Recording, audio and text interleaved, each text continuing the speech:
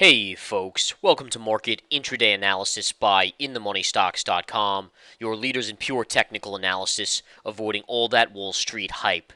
Today, Friday, September 18th, 2009.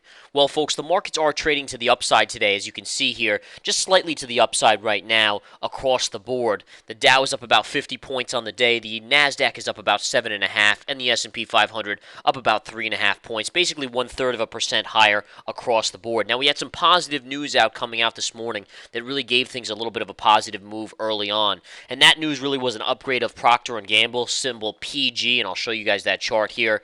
There it is, folks. You can see Procter & Gamble closing yesterday at $55.53 while trading today at $57.43. So almost a $2 gain on Procter & Gamble, and that definitely is portraying and giving this market a little bit of a boost. In addition, JP Morgan upgraded the building sector, the housing sector today, giving them a good little boost. You can see Toll Brothers here trading up about 77 cents on the day. A nice solid gain there, and a lot of these builders out there got a nice little boost from that upgrade as well from JP Morgan. So you get these kind of positive notes on a Friday, and Fridays generally are slightly lighter in volume. Today was options expiration as well, so after those options have kind of been taken care of this morning, a lot of the volume will decrease towards the afternoon session.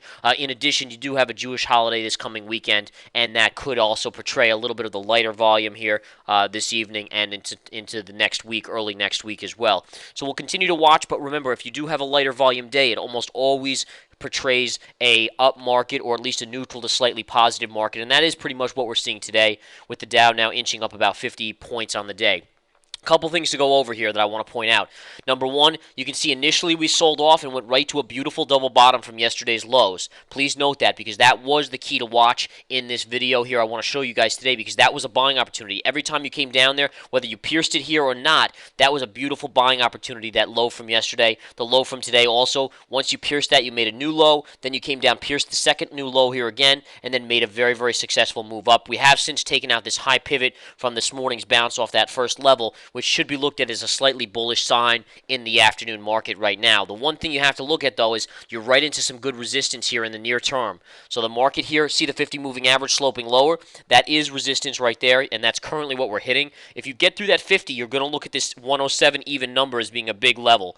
This 107 level has been a big number yesterday, the day before, and so forth. Continues to be a pretty significant level on a closing basis more than anything, but therefore keep a close eye on it, and we'll see where it portrays and goes into the afternoon session.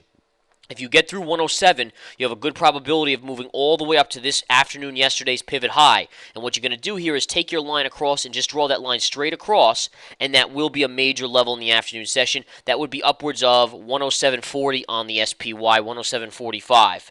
That will be the afternoon. If we push up through the 107 level, 107.40 to 45 will be your next spot. In addition, you have this blue trend line sloping higher, which is a major level on this market. And if you get through that, then you're talking about nearing the highs from yesterday, which was near that 107.75 to 108 level in this range. Would be very, very good double top resistance in this market. If we start to fall back down in the afternoon session, and by the way, I just want to point out, look at the volume here, folks. See these lower candles? The last 1, 2, 3, 4, 5, 6 volume candles. They're the lightest of the day. They're probably lighter than any candles we had yesterday or the day before. And again, that is the portrayal of an options expiration afternoon, including kind of like a pre-holiday or holiday start to a weekend here as well. So you have to anticipate that, and I just want to point that out because if you take the 6 candles right here, so take the last 6 candles, and we've had the lightest volume really in the last week on these 6 candles, and then count back. 1, 2, 3, 4, 5, 6. Look at where it takes you. There it is, folks.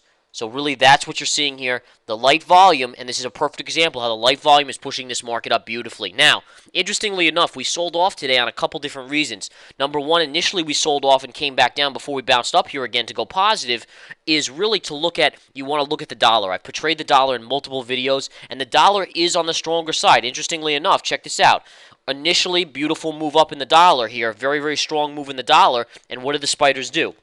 The spiders started to come down. So you can see, look at that reaction. So down when the dollar goes up. Then you had a bounce in the markets. What was happening there on the bounce in the markets on the UUP? The dollar was falling back down and then up and then nicely sell off right here, which obviously the sell off right now is portraying the fact that we should have an up market over the last 5, 6 candles, which is exactly what we did, right? Because you have 1, 2, 3, 4, 5, 6 candles on the dollar since the sell off started, and the markets have moved up. So you can see the relation to the dollar to the UUP, which is what we're using to portray the dollar here, is it's the dollar index, continues to be insanely accurate. Doesn't matter what the markets are doing in a technical sense. You could say this, and this is true, is that regardless of any news, and again, Procter & Gamble was positive, and this was positive, and that was positive, but really each move intraday with regards to the dollar is mirrored in the opposite way on the markets, and that continues to be the case. It was the case yesterday, the case again today, and really for the last 6 months, it was the case as well. And I just want to show you something. Check this out for those of you that don't believe the dollar is a major contributor here.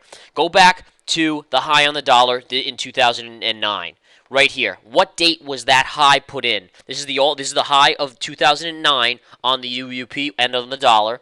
Look at where it was put in. March, early March. First week of March, the high was put in. What do we know about the spiders on the daily chart, folks? If you go back all the way back here to the low, where was this low made?